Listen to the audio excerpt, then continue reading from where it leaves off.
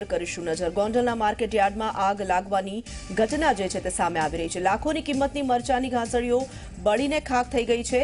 હાલ મરચાની સીઝન હોવાથી ગોંડલ યાર્ડમાં મોટા પ્રમાણમાં ખેડૂતો મરચાની ઘાસળીઓ લઈને વેચાણ માટે આવ્યા હતા, પણ અચાનક આગ લાગતા જોતજોતામાં મરચાની ઘાસળીઓ સળગવા લાગી। અત્યાર સુધીમાં મરચાની 3000 બોરી સળગી ગયાનું અનુમાન લગાવવામાં આવી રહ્યું છે, જેના કારણે લાખોના નુકસાનની પણ શક્યતા છે। આ આગ શોર્ટ સર્કિટના કારણે લાગી હોવાનું પણ પ્રાથમિક અનુમાન જે છે તે સામે આવી રહ્યું છે। તો વેચાણ માટે ખેડૂતો મરચાની બોરી લઈને આવ્યા હતા। ગોંડલ માર્કેટ યાર્ડમાં બહાર જ આ મરચાની બોરીઓ પડી હતી। અચાનક આગ લાગવાની જે ઘટના છે તે સામે આવી।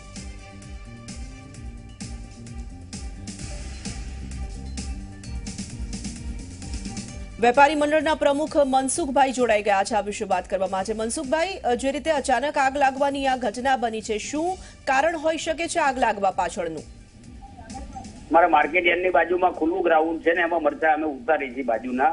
જી હા, અને એમાં બાજુમાં ટ્રાન્સફોર્મર રિપેર કરે છે, બરાબર છે, અને એ લોકોને ત્યાં બધો કચરો સળગાવતા હતા, તો કચરો સળગાવવાના હિસાબે આગે જે બારીમાં આગ લાગી ગઈ ને એના હિસાબે આગ વધારે સ્વરૂપ ધારણ કરી લીધેલું અને અત્યારે કાબુમાં આવી ગઈ છે આગ।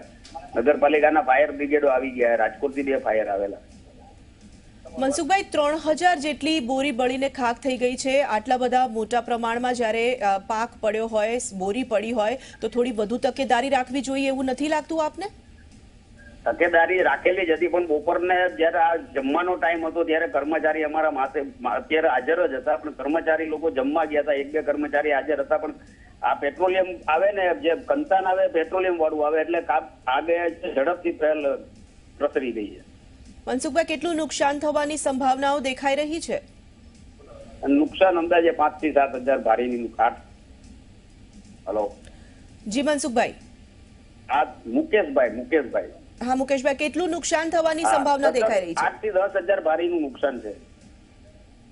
જી, આભાર અમારી સાથે જોડાવા માટે। તો વેપારી મંડળના પ્રમુખ જોડાયા હતા।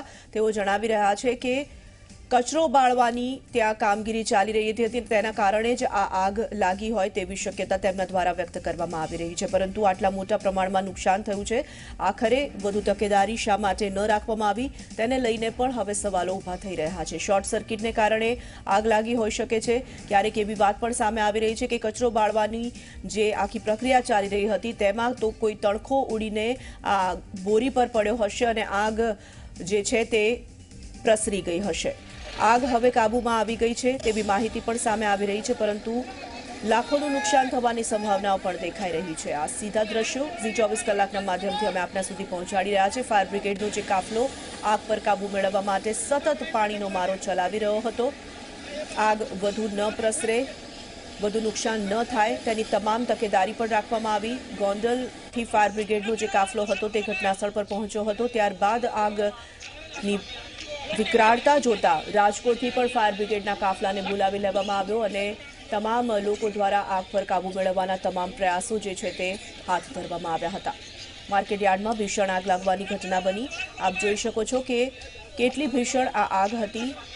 ખેડૂતો મરચાની ઘાસળીઓ વેચવા માટે લઈને આવ્યા હતા અને અચાનક જ આ આગ લાગી ગઈ હતી। લાખોનું નુકસાન જવાની પણ વાત સામે આવી રહી છે। ગોંડલ ફાયર બ્રિગેડની ટીમ જે છે તે સમાચાર મળતા જ ઘટનાસ્થળ પર પહોંચી, ગોંડલ માર્કેટ યાર્ડ પહોંચી અને પાણીનો મારો ચલાવીને આગ પર કાબુ હાલ તો મેળવી લેવાયો છે તેવા સમાચાર સામે આવી રહ્યા છે। પરંતુ મરચાની બોરીઓમાં અચાનક આગ લાગી હતી। માર્કેટ યાર્ડમાં ખેડૂતો અત્યારે મોટા પ્રમાણમાં પોતાનું જે કોઈ અનાજ કે પાક હોય છે તેને વેચવા માટે પહોંચતા હોય છે, ત્યારે મોટા પ્રમાણમાં બોરી માર્કેટ યાર્ડમાં પડી હતી। આગ વધુ ન પ્રસરે તેની સૌથી વધુ તકેદારી રાખવામાં આવી, કારણ કે ત્યાં અનેક ખેડૂતો ઉપસ્થિત હતા, અનેક બોરી પણ જોઈ શકાય છે। આપ જોઈ શકો છો કે ફાયર બ્રિગેડના જવાનોએ ખૂબ જ જહેમત ઉઠાવવી પડી હતી। સતત પાણીનો મારો ચલાવવામાં આવ્યો ત્યારે આ આગ પર કાબૂ મેળવી શકાયો છે। 3000 બોરી બળીને ખાખ થઈ ગઈ। ખેડૂતોને પારાવાર નુકસાન જવાની જે સંભાવના છે તે પણ દેખાઈ રહી છે।